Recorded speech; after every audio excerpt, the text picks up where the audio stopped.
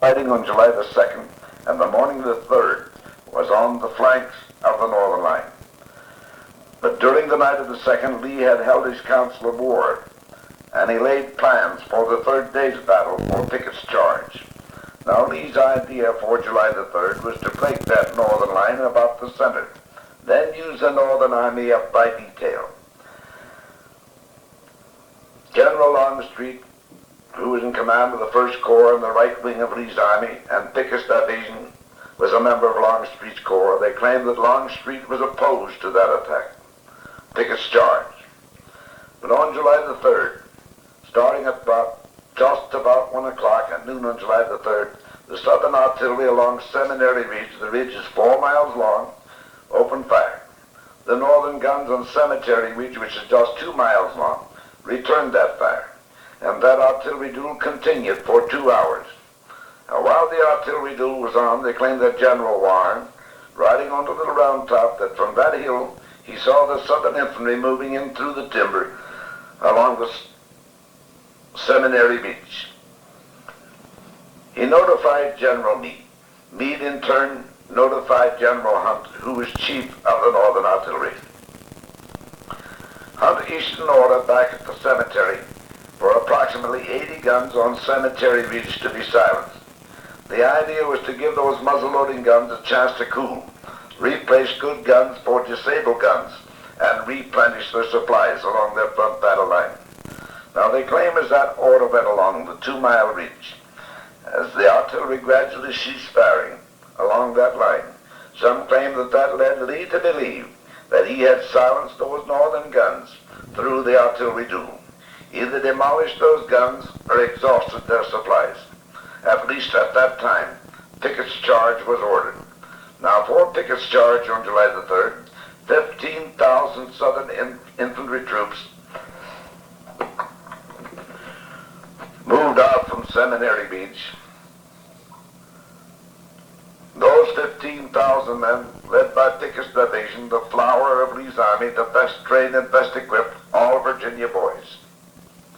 They left the cover of timber on Seminary Ridge in close formation, 2 columns, carrying their guns on a right shoulder shift as if in dress parade.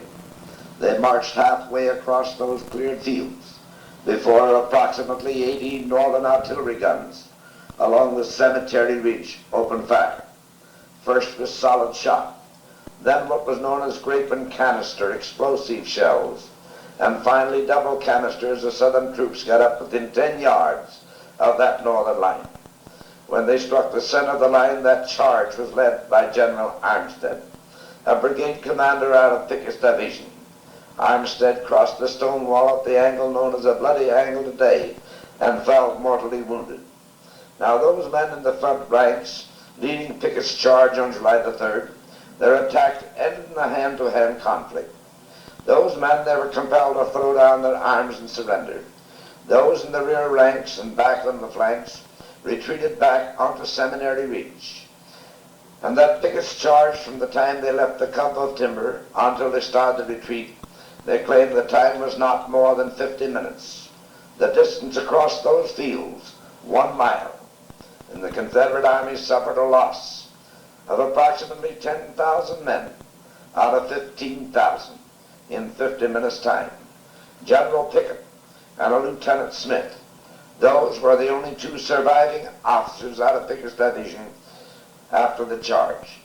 Now, at the same time that Lee was massing those 15,000 infantry troops for the front attack, he had ordered Jeb Stuart with the Southern cavalry around north of Gettysburg to attack the Northern battle line in the rear center in conjunction with Pickett's men in the front. Those cavalry troops under the command of Stuart got 3.5 miles east of Gettysburg. There they were met by Gregg and Custer of the Northern Army and engaged in one of the hardest cavalry fights they had during the Civil War. So they failed to get around to attack the back of the line the way Lee had planned. Now, this is known as the Bloody Angle, where Pickett's charge ended. And there's a monument standing very close by, known as the High Water Mark Monument. The high water mark marks the high tide of the Civil War, the turning point. From 61, when the war started, until July the 3rd in 63, until Pickett's charge at Gettysburg, you might say the Southern Army was rather successful. They were winning the larger engagements. After this charge, they kept losing, going down until Lee's surrender, which was April the 9th in 65. 21 months and 6 days after Pickett's charge, Lee surrendered to Grant. Now, but shortly after the Battle of Gettysburg, that Grant was made a full general, placed in command of all Northern forces. Up until that time, you might say the Northern Army was controlled from the desks in Washington. Seminary Ridge at Gettysburg got its name from the old Lutheran Theological Seminary. You realize we had a college and seminary here at the time of the battle. Those are Lutheran institutions. The college at that time was known as the Pennsylvania College, now known as Abraham Lincoln came to Gettysburg for the dedication of the Soldiers' National Cemetery. The cemetery was approximately 17 acres in a cornfield at the time of the battle. In that cemetery today, there are buried 900, more than 900 unknown soldiers, those which could not be identified in any way. They are not known if they're Northern or Southern, and more than 3,000 Northern soldiers buried in the National Cemetery at Gettysburg. All of the known Southern dead, their remains that were carried south after the Civil War. A majority of those are buried in the Hollywood Cemetery at Richmond, Virginia. Now, as Lincoln came to Gettysburg, he arrived at Gettysburg November the 18th in 63. The old railway station stands in the town today, which stood at the time of the battle. Lincoln came for the dedication of the cemetery. To Gettysburg, he arrived at Gettysburg November the 18th in 63. The old railway station stands in the town today, which stood at the time of the battle. Lincoln came for the dedication of the cemetery, and where the large monument stands in the center of the cemetery, the Soldiers' National Monument, that marks the spot where the platform stood which Lincoln spoke from when he delivered the Gettysburg Address, November the 19th in 63. And that Soldiers' National Monument, that was the first monument erected on this battleground by the federal government in the year of 1869. Now, Lincoln was not the principal speaker here of the day.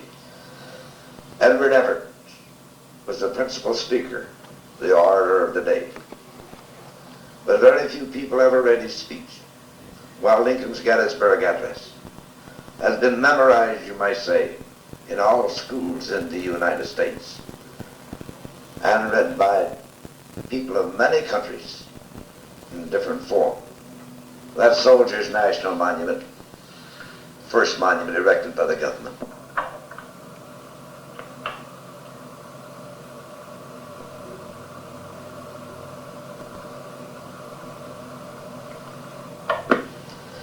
Now, during the 3 days at Gettysburg, we had actual fighting over 16,000 acres of land. That's fighting and maneuvering. And in those 3 days, very close to 200,000 men engaged in this battle. And they claimed the casualties in just 22 hours of actual fighting time was approximately 51,000 men. And 51,000 killed, wounded, and captured during 3 days. Now, Lee made his retreat from Gettysburg starting on July the 4th, retreating from Gettysburg west out the old Hagerstown Road to Hagerstown, Maryland. From there, Lee moved farther south, where he finally crossed the Potomac River and moved down through the state of Virginia. General Meade made no attempt to cut off Lee's retreat from Gettysburg. Meade's army moved out on the flanks and the rear of Lee's line. But Lee moved back into the state of Virginia without any attacks made by Northern forces, although the Northern Army captured a number of wagon trains during Lee's retreat. Miles and miles long, those injured men, they were crying, they were cursing, they were praying. Hundreds of them dying on their way back to Virginia. I had one of the Northern soldiers, 1913, during the 50th year reunion over the battlefield. he gave me a little poem which he wrote. And it went like this. It was in July in '63, the Battle of Gettysburg. To win that battle, both armies they did try.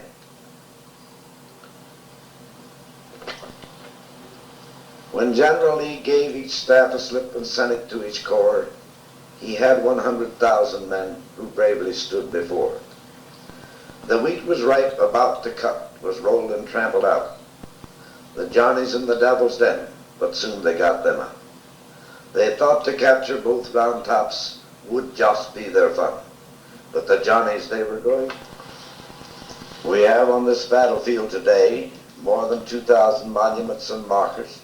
Majority of those larger monuments placed along those battle lines have been erected by the different northern states in memory of those regiments.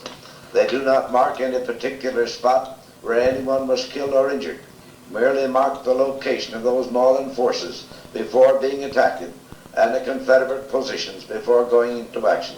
You realize that during a 3 days battle, that Northern Army was fighting an entirely defensive battle from the positions on Round Top, Cemetery Ridge, Cemetery Hill, and Culp's Hill, while the Southern Army was on the offensive, all during this engagement.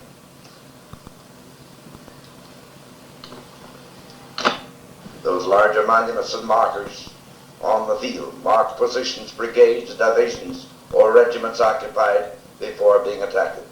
Very few marked any particular spot where anyone was killed or injured.